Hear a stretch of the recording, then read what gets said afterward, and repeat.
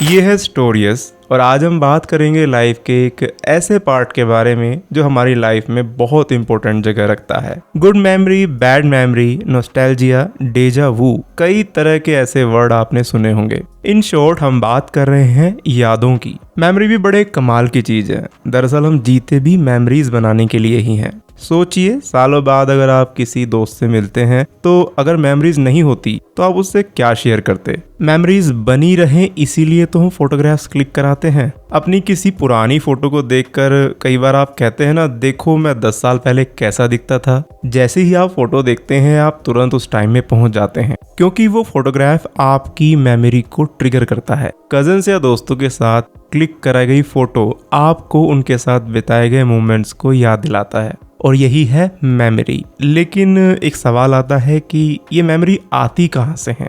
सब हमारी खोपड़ी के अंदर रखे हुए एक छोटे से टूल बॉक्स का खेल है जिसे हम दिमाग कहते हैं। इस दिमाग के बहुत सारे पार्ट होते हैं, तो आज मेमोरी के बारे में और दिमाग के बारे में हम खुलकर चर्चा करेंगे। ब्रेन की हेल्थ को बनाए रखने से ही हमारी मेमोरी अच्छी रहती है। रिसर्चर्स का कहना है कि अगर वीक में हम 3 टाइम्स 40 मिनट की वॉक करते हैं तो ये हमारे ब्रेन के हिप्पोकैम्पस का साइज बढ़ा देता है, जिससे हमारी मेमोरी को स्टोर करने की पावर बढ़ती है। मेमोरी स्टोर करने के लिए ब्रेन के पास 6 पार्ट्स हैं। Number 1 neocortex, second prefrontal cortex, third amygdala, 4th basal ganglia, 5th hippocampus and 6th and last cerebellum. Memory कितने टाइप की होती है, कैसे स्टोर होती है, क्या फंक्शनैलिटी होती है, इसके बारे में डिटेल में बात करेंगे। लेकिन मेमोरी से पहले ब्रेन के बारे में जानने की कोशिश करते हैं। यहाँ पर जो भी इंफॉर्मेशन मैं आपको शेयर कर रहा हूँ उसमें काफी रिसर्च और R&D करके ही आपको शेयर की जा रही है। अगर कहीं पर कोई इंफॉर्मेशन आपको ऐसा लगता है कि आपको समझ में नहीं आ रही है या वो सही नहीं लग रही है तो कमेंट सेक्शन में जरूर लिखें। ब्रेन के अगले हिस्से में एक पार्ट होता है टेम्पोरल लोब। इस पार्ट को हम ब्रेन का हिस्टोरियन कम डीजे बोल सकते हैं। टेम्पोरल लोब का मेन काम होता है मेमोरीज और ऑडिटरी प्रोसेसिंग को कंट्रोल करना। ब्रेन के इसी पार्ट की वजह से हम हमिंग कर पाते हैं, मतलब किसी गाने को गुनगुना सकते हैं और अपने फेवरेट गाने के लिरिक्स सालों साल तक याद रख सकते हैं। तो चलिए एक एक करके अब हम उन 6 पार्ट के बारे में बात करते हैं जिनकी चर्चा हमने वीडियो के स्टार्टिंग में की थी। सबसे पहले आता है नियोकॉर्टेक्स। नियोकॉर्टेक्स ह्यूमन ब्रेन के लगभग आधे हिस्से को कवर करके रखता है। अटेंशन, थॉट्स, परसेप्शन और एपिसोडिक मेमोरी के लिए नियोकॉर्टेक्स ही रिस्पॉन्सिबल होता है। एपिसोडिक मेमोरी के बारे में अगर आपको नहीं पता है तो अब हम आपको इसे डिटेल में बताएंगे। एपिसोडिक मेमोरी का मतलब ये है कि जो लंबे टाइम से आपके नियोकॉर्टेक्स में स्टोर होती आई है। एक तरह से एपिसोडिक मेमोरी आपको टाइम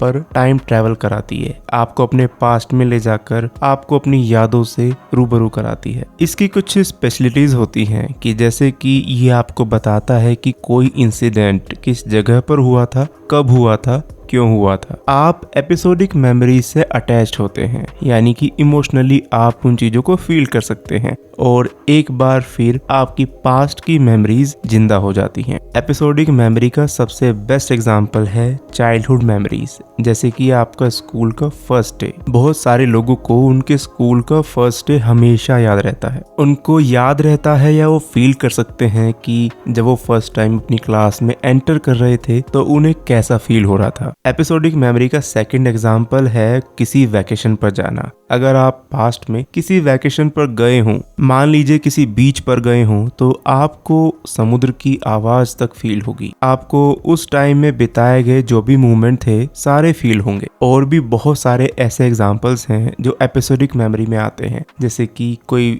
स्पेशल डे, आपकी शादी, आपका बर्थडे, ये सारी चीजें एपिसोडिक मेमोरी में आती हैं। एक दूसरी तरह की मेमोरी होती है सिमेंटिक मेमोरी, जो एपिसोडिक मेमोरी से बिल्कुल अलग होती है। इन दोनों के बीच डिफरेंस समझने के लिए हम आपको एक एग्जांपल देते हैं। जैसे कि आपकी ग्रेजुएशन पार्टी है तो आपको उसके मोमेंट याद होंगे, कैसे कैसे आपने सेलिब्रेट किया, तो वो सारी मेमोरीज आपकी एपिसोडिक मेमोरी में काउंट की जाएंगी। लेकिन अगर आपके सामने एक क्वेश्चन आता है कि ग्रेजुएशन पार्टी क्या होती है, मतलब एक जनरल नॉलेज का क्वेश्चन, तो ये आपकी सिमेंटिक मेमोरी है और सिमेंटिक मेमोरी के बेस पर ही आप इसका आंसर देंगे कि जब आप ग्रेजुएट हो जाते हैं तब आप ऐसी पार्टीज करते हैं। यूं कह सकते हैं कि एपिसोडिक मेमोरी आपके पास्ट एक्सपीरियंसेस और फीलिंग्स को बताती है और सिमेंटिक मेमोरी आपकी जनरल नॉलेज को। एक दूसरी तरह की मेमोरी होती है प्रोसीड्यूरल मेमोरी। जैसे साइकिल चलाने का आपका पहला एक्सपीरियंस आपकी एपिसोडिक मेमोरी में आता है, लेकिन साइकिल चलाने का प्रोसेस कि आप कैसे चलाते हैं साइकिल वो आपका प्रोसीड्यूरल मेमोरी के अंदर आता है, जो आपको सीखना पड़ता है, आपको बार बार प्रैक्टिस करनी पड़ती है, आपको सारे स्टेप फॉलो करने पड़ते हैं। एपिसोडिक मेमोरी को आप स्टोरी से कनेक्ट कर सकते हैं। आपकी पूरी लाइफ एक स्टोरी की तरह जो आपके सामने दिखाई देती है, दरअसल वो आपकी एपिसोडिक मेमोरी है। वैसे तो नियोकॉर्टेक्स के और भी बहुत सारे रोल होते हैं, जैसे कि मोटर एक्टिविटीज में भी नियोकॉर्टेक्स काम करता है, लेकिन वीडियो का टॉपिक है वेयर मेमोरी लिव, तो हम मेमोरी से रिलेटेड ही फंक्शंस की एक्सप्लेनेशन करेंगे। अगर आप ब्रेन फंक्शन से रिलेटेड किसी और टॉपिक पर बात करना चाहते हैं तो प्लीज कमेंट सेक्शन में उन टॉपिक्स को मेंशन कर दें। सेकंड पार्ट आता है pre frontal cortex. Pre frontal cortex frontal lobe के सबसे अगले वाले हिस्से में होता है। हम कह सकते हैं कि प्री फ्रंटल कॉर्टेक्स हमारे ब्रेन का ओवरवर्क्ड मैनेजर है। कभी कभी आप ओवर थिंकिंग करते हैं, कई बार आप रात को जागकर किसी पुरानी एम्बैरेसिंग बात को रिपीट करते हैं, मतलब याद करते हैं, लेकिन आप नहीं जानते कि आपका प्री फ्रंटल कॉर्टेक्स ही आपको उस एम्बैरेसिंग मोमेंट को शो कर रहा है। प्री फ्रंटल कॉर्टेक्स आपके उस दोस्त या यूं कहें कि दुश्मन की तरह है जो आपके बुरे समय में पुराने अजीबोगरीब पलों को सामने लाता रहता है। यूं तो प्री फ्रंटल कॉर्टेक्स के बहुत सारे काम हैं, जैसे कि he is the decision making गुरु। जब आप दो चीजों के बीच में कंफ्यूज होते हैं तो ये आपको राइट और रॉन्ग चूज करने में हेल्प करता है। हमारी वीडियो मेमोरी फंक्शन पर ज्यादा फोकस करती है, इसलिए हम बाकी फंक्शंस को शॉर्ट में ही आपको बताएंगे। प्री फ्रंटल कॉर्टेक्स उस सिक्योरिटी गार्ड की तरह है जो आपको डम्ब स्टफ करने से रोकता है। कई बार कोई इंसान रात के 2 बजे अपनी एक्स को टेक्स्ट करना चाहता है, तब उसका प्री फ्रंटल कॉर्टेक्स ही उसको बताता है कि लेट्स बी ऑनेस्ट, थोड़ी सी कॉफी पियो और दिमाग से काम करो, इस तरह के बैड डिसीजन मत लो। कहने का मतलब ये कि ये एक इम्पल्स कंट्रोल हेडक्वार्टर की तरह से काम करता है। आपकी मीटिंग स्केड्यूल करना हो या कोई प्लानिंग करना हो तो भी आपका प्री फ्रंटल कॉर्टेक्स ही आपकी हेल्प करेगा। Pre frontal cortex memory storage में बहुत इंपॉर्टेंट रोल निभाता है, लेकिन इसका डायरेक्ट काम मेमोरी को स्टोर करने से ज्यादा उसको मैनेज करने का है। मेमोरीज को रिट्राइव करना, मतलब कि उनको याद करना और मैनिपुलेशन का काम भी प्री फ्रंटल कॉर्टेक्स से ही होता है। तो चलिए अब डिटेल में हम इस पर बात करते हैं कि कैसे मेमोरी के साथ में प्री फ्रंटल कॉर्टेक्स काम करता है। सबसे पहले आता है working memory. Pre frontal cortex को पीएफसी भी कहते हैं। जब आप मैथ का कोई क्वेश्चन सॉल्व कर रहे हो, आपको फॉर्मूलाज याद करने हो या फिर आपको कोई फोन नंबर डायल करना हो, तो ऐसे में पीएफसी इंफॉर्मेशन को स्टोर कर लेता है और टाइम आने पर आपके सामने अवेलेबल कर देता है। दूसरा काम है मेमोरी रिट्रीवल। ब्रेन के दूसरे पार्ट हिप्पोकैम्पस में रखी गई लॉन्ग टाइम मेमोरीज को फिर से याद करने में भी पीएफसी हेल्प करता है। हिप्पोकैम्पस के बारे में डिटेल में हम आगे बात करेंगे। बेसिकली पीएफसी एक सर्च इंजन की तरह से काम करता है, जैसे गूगल आपके लिए काम करता है। आपको कोई भी इंफॉर्मेशन चाहिए तो आप सर्च करते हैं और गूगल आपको अपने अंदर स्टोर की गई इंफॉर्मेशन से रिलेटेड डेटा दिखा देता है। तो ऐसे ही पीएफसी जो भी आपको इंफॉर्मेशन चाहिए वो आपके सामने दिखा देता है। एग्जाम्पल के लिए ये आपको याद दिलाता है कि लास्ट टाइम आपने एक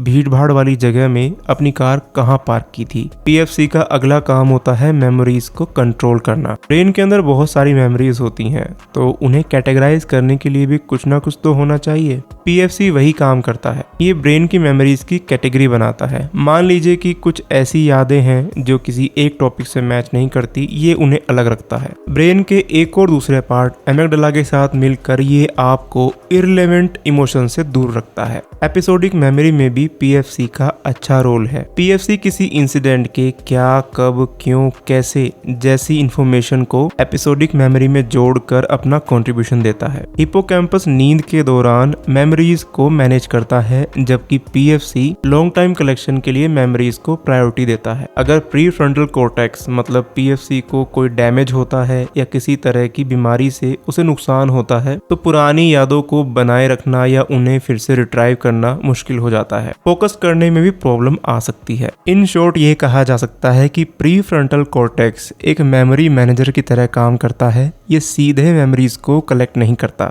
जब भी मेमोरी की जरूरत होती है ये ब्रेन के दूसरे पार्ट से तुरंत उन्हें लाकर आपको दे देता है। अब बात करेंगे हम एमिगडाला के बारे में। एमिगडाला ह्यूमन के इमोशनल पार्ट को हैंडल करता है। एमिगडाला मेमोरी स्टोरेज में एक इम्पोर्टेंट रोल निभाता है, स्पेशली इमोशनल मेमोरीज को मैनेज करने में और एनकोड करके दोबारा से रिसीव करने में। डायरेक्टली तो ये मेमोरीज को स्टोर नहीं करता, लेकिन इमोशनल एक्सपीरियंसेस को दोबारा से याद करने में ये बहुत इम्पैक्ट करता है। थोड़ा डिटेल में इसके बारे में बात करते हैं। इमोशनल इंटेंसिटी की वजह से शादी, नेचुरल डिजास्टर जैसी इंसिडेंट को ये आसानी से याद कर लेता है, क्योंकि सुख और दुख की कंडीशन में इमोशंस काफी हाई लेवल पर होते हैं। एमिगडाला एपिसोडिक मेमोरीज को जो इमोशंस से रिलेटेड होती हैं उन्हें कलेक्ट करने में हिप्पोकैम्पस के साथ मिलकर काम करता है। हिप्पोकैम्पस किसी इवेंट के फैक्ट वाली चीजों को जैसे कि टाइम, जगह, इन्हें एनकोड करता है, जबकि एमिगडाला इमोशनल वेट को जोड़ता है। मान लीजिए कि किसी कार एक्सीडेंट को याद रखना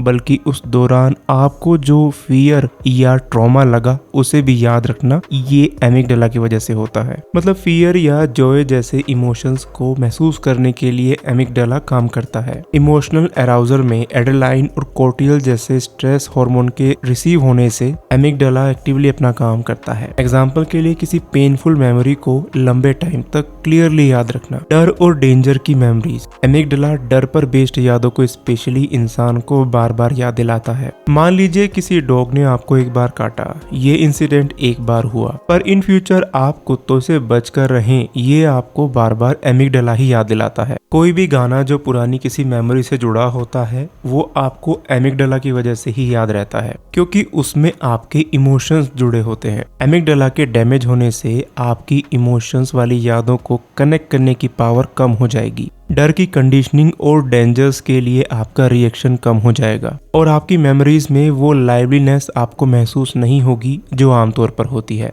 अब बात करेंगे बेसल गैंग्लिया का। हम जानेंगे कि बेसल गैंग्लिया का मेमोरीज के लिए क्या रोल होता है। बेसल गैंग्लिया ब्रेन में स्ट्रक्चर्स का एक ग्रुप है जो mainly motor control, procedural learning और हैबिट के डेवलपमेंट से जुड़ा हुआ है। वैसे तो सीधे सीधे किसी फैक्ट या इवेंट वाली मेमोरी से जुड़ा हुआ नहीं होता है, लेकिन प्रोसीड्यूरल मेमोरी और हैबिट डेवलपमेंट वाली मेमोरीज के साथ काम करता है। एक बार जब आप कार चलाना सीख जाते हैं तो आपने नोटिस किया होगा कि अब आपको बार बार चेक करने की जरूरत नहीं है कि आपने कौन सा गियर लगाया है या आपने ब्रेक या एक्सीलरेटर पर कब कब पांव रखा है या नहीं। बेसल गैंग्लिया मोटर एक्टिविटीज में आपकी उन मेमोरीज को और उन लर्निंग स्टेप्स को अपने आप ही एक्टिव कर देता है और आपको पता भी नहीं चलता। ऐसे ही हैबिट डेवलपमेंट के लिए जब आप प्रोसेस को डेली रिपीट करते हैं तो बेसल गैंग्लिया एक टाइम के बाद ऑटोमेटिकली उन स्टेप्स को आपके बिहेवियर में डाल देता है और पैटर्न बन जाता है। आप बार बार उन हैबिट्स को रिपीट करते हैं। जैसे किसी को घर से बाहर निकलने से पहले लॉक को चेक करने की हैबिट पड़ जाती है, तो हर बार घर से निकलने से पहले